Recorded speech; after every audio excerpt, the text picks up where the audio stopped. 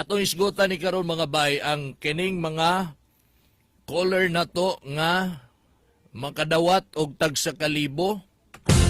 Amelioration gyapon ni siya, financial assistance for amelioration nga gipaningkamutan pinaagi sa diskarte ug dedikasyon sa atong inahan sa probinsya.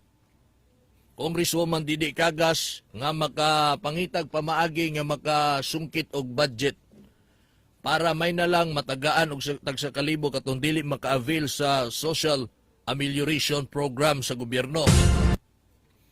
At least dunay sa kalibo ug palit na tunig bugas kung bati lang gihapon kayo, no, dako kay tabang.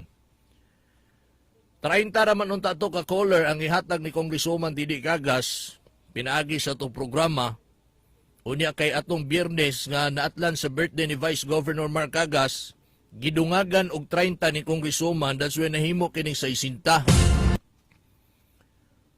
Upat o tulo ka programa po nato na consume ang 60 callers nga atuan ng naana sa tulistahan. Where in fact naanay pipila ka mga nag-claim nahatag na nato kining recommendation. Ani ang atong buhaton, ani ha?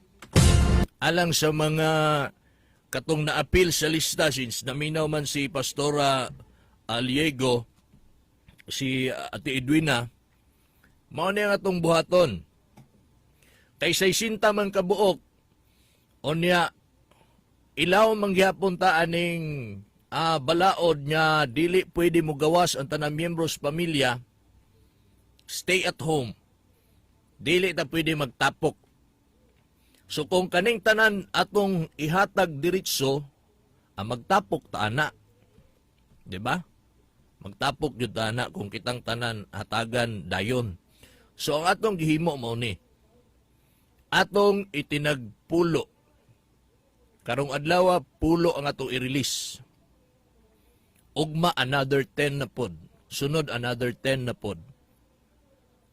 Mo-text lang min ninyo at tangin ninyo ng inyong mga cellphone number nga gihatag. Mo-text o motawag min ninyo kung unsang adlaw mo claim. Unsay buhaton? Giingon naman nato daan, una, sigurado lang yun ninyo nga kamo nga mo claim wala mo naka-avail sa Social Amelioration Program. Ha? Siguradoan na ninyo. Kayo, dili gani, sayang lang inyong effort. Makita na sa computer. Okay? Duha lang ang requirements.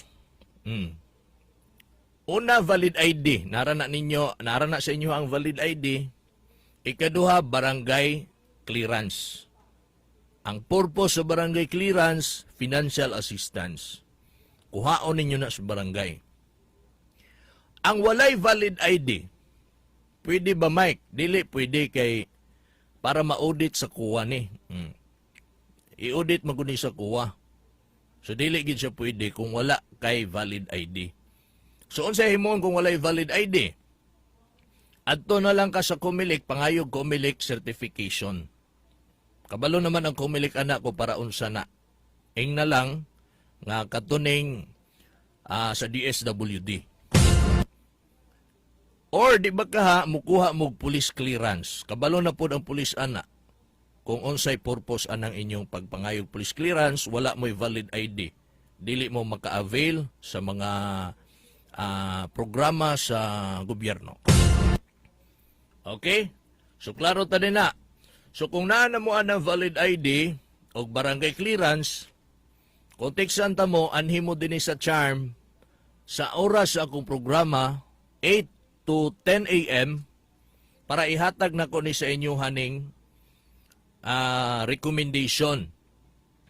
Mao ni ang inyong ipakita dito sa DSWD. Makuha na ninyo ang 1,000. Asa man ang DSWD? Dili tong sa Kapitolyo kay layo na. Diha ra sa dool sa Provincial Hospital. Ang utana mo diha na ang DSWD ha sa Provincial Hospital. Ipakita ninyo ning inyong kuhaon sa kuha, yung recommendation, then i-attach ninyo yung valid ID. Okay? Then adto na dayon mo sa DSWD para mag-claim na ninyo ang inyong 1,000 pesos.